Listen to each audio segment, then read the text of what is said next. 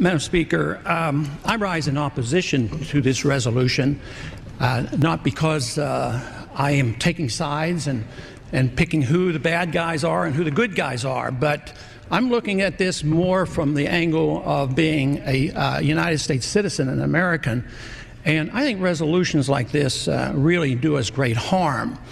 In many ways, what's happening in the Middle East, and in particular with Gaza right now, we have some moral responsibility for both sides in a way, because we provide help and funding for both Arab nations and Israel. And so we definitely have a moral responsibility, and especially now today, the weapons being used to kill so many Palestinians are American weapons, and American funds essentially are being used for this.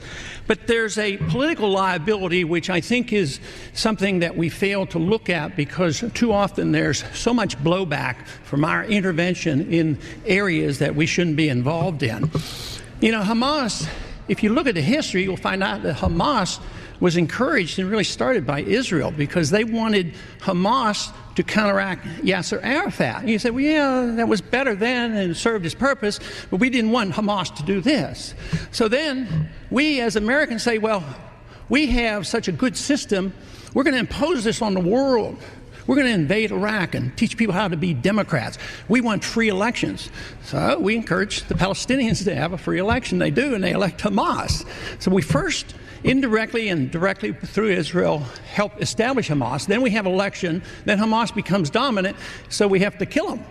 You know, it just doesn't make sense. During the 80s, you know, we were allied with Osama bin Laden. And we were contending with the Soviets. It was at that time our CIA thought it was good if we radicalized the Muslim world.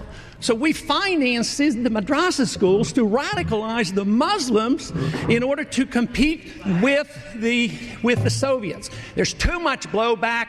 There's a lot of reasons why we should oppose this resolution. It is not in the interest of the United States. It's not in the interest of Israel either.